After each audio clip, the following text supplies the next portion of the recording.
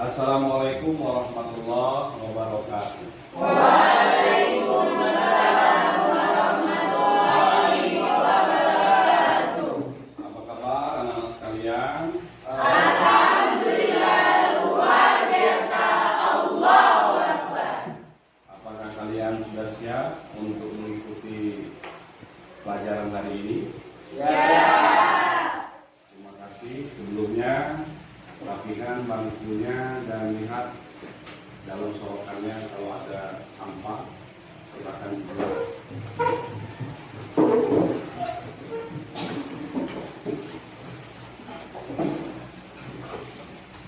Oke, ya. Memulai kegiatan kita hari ini, Bapak ingin mengabsen kalian terlebih dahulu. Ketua kelas Andre, ada semua hari ini? Hadir Pak. Hadir. Terima kasih. Baiklah anak-anakku sekalian, sebelum kita memulai kegiatan kita pagi hari ini, kita berdoa. Doa mulai. Doa selesai. Terima kasih. Oke. Pada hari ini kita akan berbicara pendidikan agama Islam dan budi pekerti. Kelas 12 tentang berpikir kritis dan berdemokratis. Yang terdapat dalam Al-Quran surat Al-Imran ayat 190 sampai 191 dan Quran surah Al-Imran ayat 159.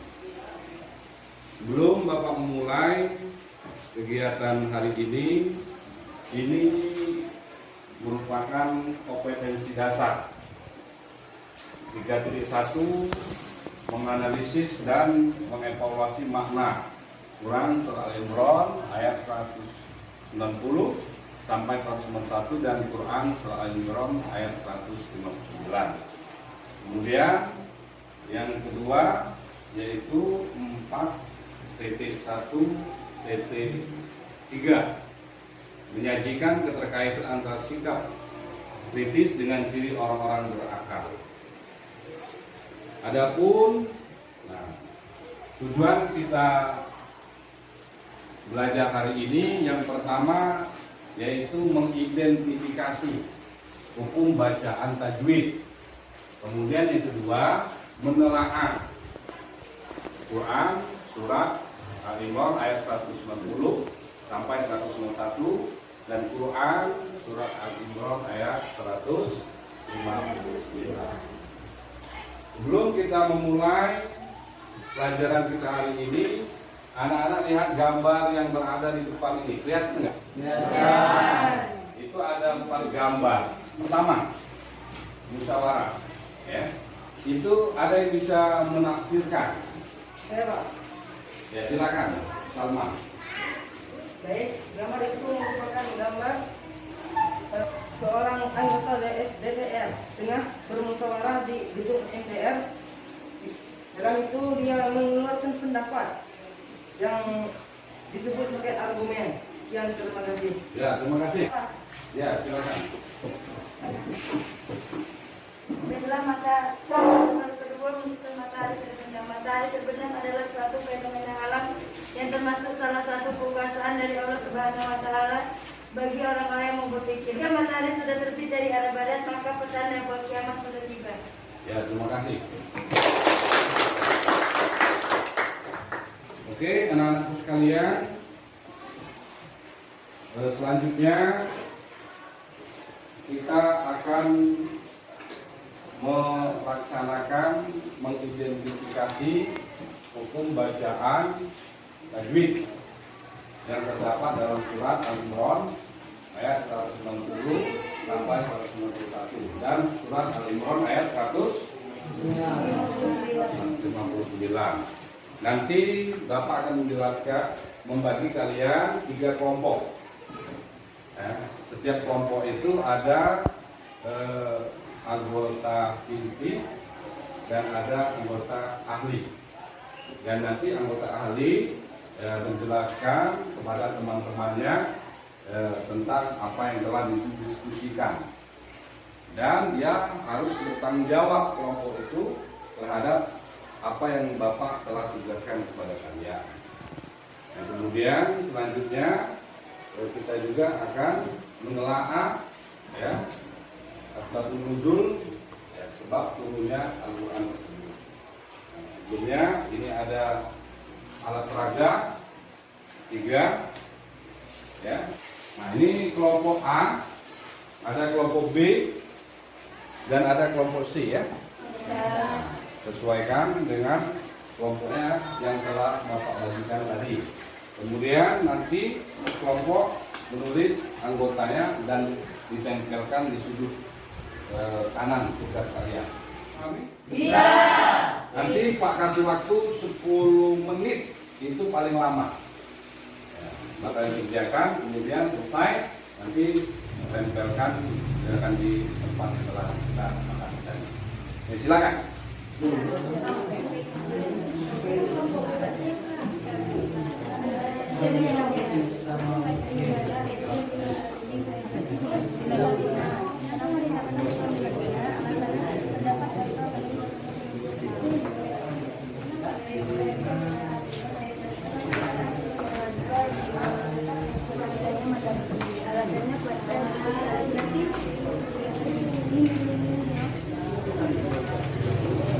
Nah, baik anak-anak sekalian, karena waktunya telah habis, silakan hasil karyanya, hasil identifikasinya ya, dipajangkan di depan sesuai dengan kelompoknya masing-masing. Ya, silakan kelompok A di depan, kelompok B di belakang, dan kelompok C di sini.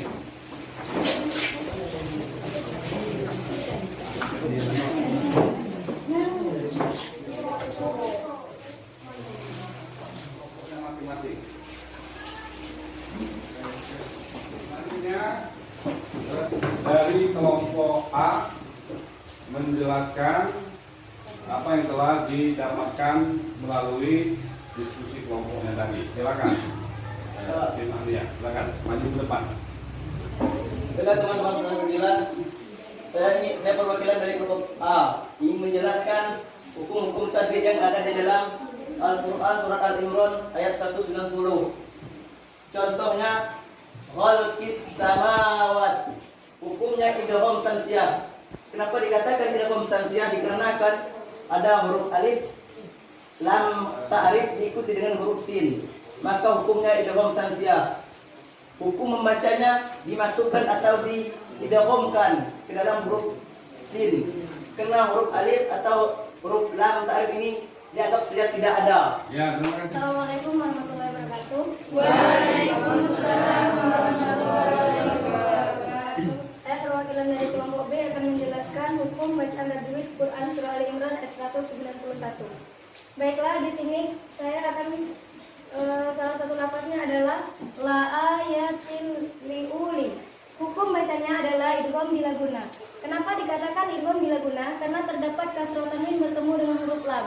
Cara membacanya ditasdidkan atau dimasukkan. Sekian. Assalamualaikum warahmatullahi wabarakatuh. Waalaikumsalam warahmatullahi wabarakatuh. Baiklah, saya di sini akan menjelaskan Quran surah Ali Imran ayat 159 yang berbunyi Fabima. Hukum bacaannya mat tabi'i. Alasannya fathah diikuti alif. Mat artinya panjang, tabi'i artinya biasa. Hukum bacaannya dibaca 2 harokat. Wassalamualaikum warahmatullahi wabarakatuh. Kita akan menelaah sebab turunnya ayat tersebut. Karena Al-Quran itu diturunkan oleh Allah karena sesuai dengan situasi dan kondisi yang menyebabkan Quran itu turun. Itulah dikenal dengan asbabun nuzul. Oke, ada yang bisa menjelaskan kemudian menelaah apa isi kandungan isma dari asbabun nuzul tersebut? Silakan. Saya Pak. Ya. Asbabun nuzul adalah Al-Quran surat Al-Imran ayat 190 adalah Abi Hakim dan meriwayatkan Ibnu Abbas, dia berkata orang-orang Quraisy mendatangi orang Yahudi dan bertanya kepada apa tanda-tanda Musa. dan tongkat dan tangannya yang bersinar putih. Lalu mereka mendatangi orang Nasrani dan bertanya kepada mereka apa tanda Isa, apa tanda yang diperlihati oleh Isa. Dan mereka bisa menyembuh orang buta, penyakit kusta dan menghidupi orang yang mati. Lalu mereka mendatangi Nabi SAW. Mereka berkata kepada beliau, berdoalah kepada Tuhanmu agar dua bukit sapa menjadi emas untuk kami. Lalu beliau berdoa, maka turunlah surat Al-Imran ayat 190 ini. Sekian. Ya, terima kasih.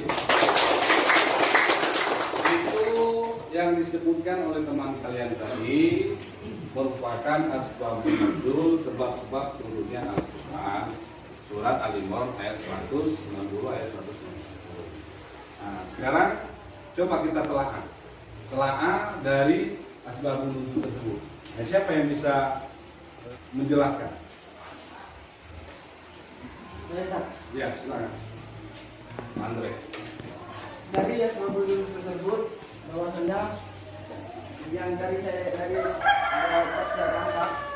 bahwasanya orang Quraisy itu ingin memuji keesaan Allah Subhanahu wa taala dengan bertanya kepada para nabi-nabi Allah. Ya, terima kasih. Kemudian selanjutnya kita akan berbicara Quran surat Al-Imran ayat 159 tentang asbabun nuzulnya. Ada yang bisa menjelaskan? Teman-teman, di sini saya akan menjelaskan sebab-sebab turunnya ayat 159 surat Al-Imran, yaitu ketika terjadinya perang Uhud yang melibatkan kaum muslimin di Madinah dan kaum kafir Quraisy. Perang ini terjadi pada tahun 625 Masehi. Perang ini tidak luput dari perang Badar yang mana kaum kafir Quraisy itu mengalami kekalahan. Ya, terima kasih. Ada yang bisa menelaah dari asbabun nuzul tersebut?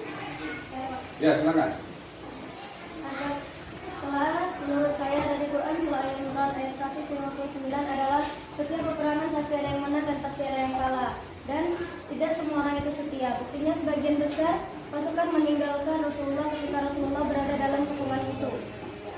Saat itu hanya ada beberapa sahabat saja yang melindungi Rasulullah, dan pada akhirnya turunlah Quran surah Al-Imran ayat 159 ini untuk menenangkan Rasulullah. Ya, terima kasih. Itu sangat baik sekali. Memang benar. Jadi ayat itu turun, Quran surat Al-Imran ayat 159 ini berkaitan dengan perang Uhud. Di sana terlihat bahwasanya dalam peperangan itu ada yang setia kepada Rasulullah, ada yang tidak setia, dan itu terlihat ketika Nabi dikepung oleh orang-orang kafir Quraisy, ada para sahabat yang melarikan diri. Maka ayat itu turun untuk menenangkan Rasulullah SAW.